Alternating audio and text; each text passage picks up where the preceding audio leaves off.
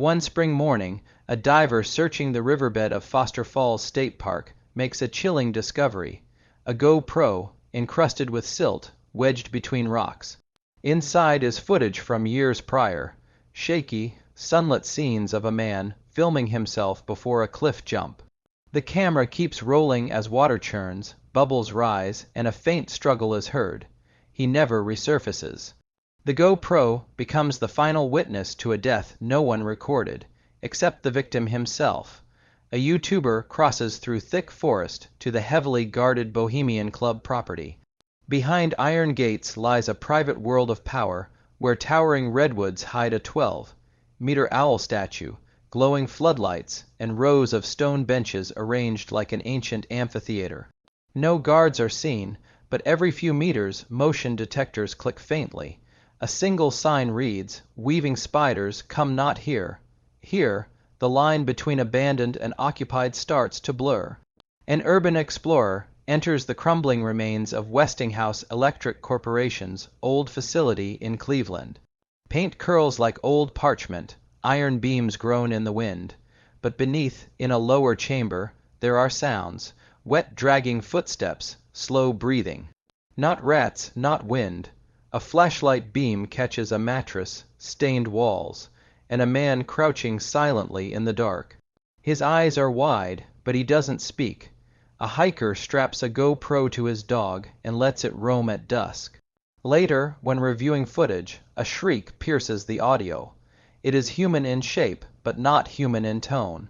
A forensic audio specialist compares it to the piercing cry of an Aztec death whistle, an ancient instrument designed to sound like the screams of the dying. The forest, of course, has no history of reenactments, at least not officially. Daniel O'Neill camps alone in a remote national park. At 3:17 a.m., leaves crunch softly outside his tent. The pattern is unmistakable: left, right, pause.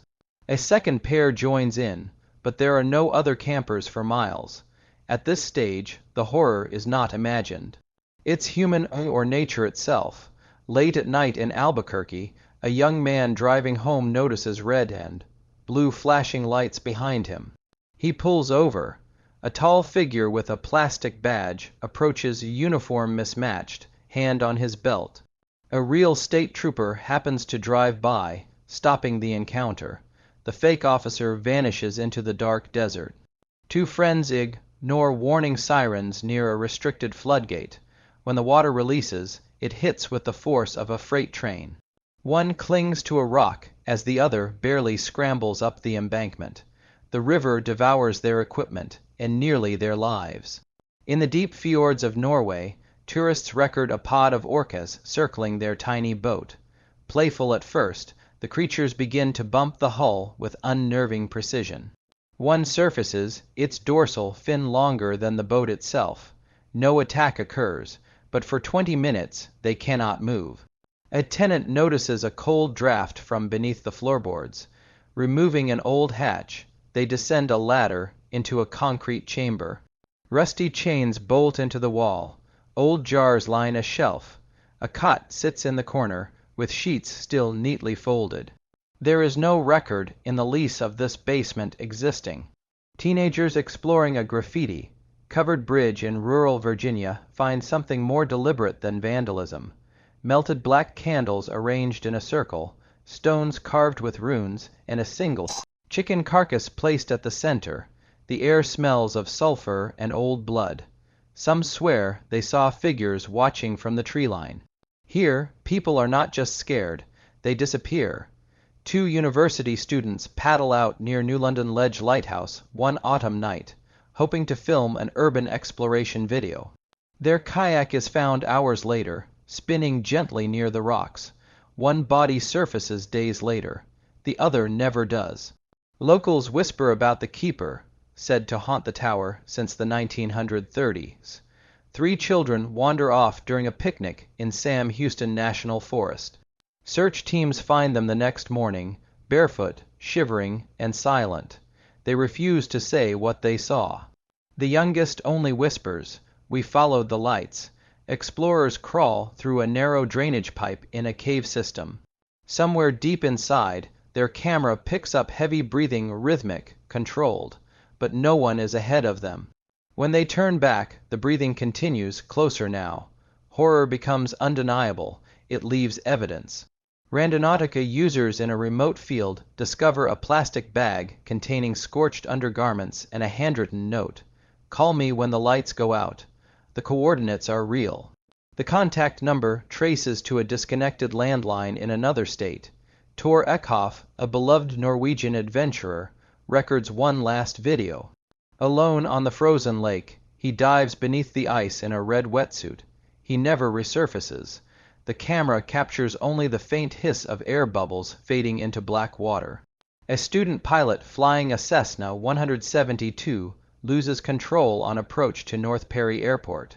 The plane veers, clips a wing, and erupts into flames just short of the runway. Locals say it's not the first, nor the last, crash at that cursed strip of tarmac. At the final level, the horror is less about what happened, and more about what remains. An urban explorer finds a house on a dead-end road. Everything inside is frozen in time. Family photos, dishes, a birthday cake fossilized in its box. Upstairs, in the master bedroom, there is a perfect, human-shaped stain on the floorboards. Police reports show that the woman who lived there was declared missing 23 years ago. No one ever entered the house after she vanished, except, apparently, someone who left the bedroom door closed behind them. Found footage horror, real tragedy. Several stories center around recordings discovered long after the event. GoPros, forgotten cameras, Randonautica coordinates. Urban exploration as a gateway. Abandoned factories, houses, lighthouses, places meant to be empty rarely are. The wilderness is indifferent. Forests, caves, lakes, nature swallows the unprepared silently. Cultic and ritualistic signs. From the Bohemian Grove owl to Satan's Bridge, ritual imagery reappears across different stories. Death lingers. The most disturbing moments are not jump scares. They are what's left behind. This layered format mirrors psychological escalation. Level 1-2. Unsettling oddities, plausible, explainable. Level 3-4. Real danger, vanishings, no closure. Level 5-6. Irreversible, death, ritual, places frozen in horror. This is why such videos are so effective.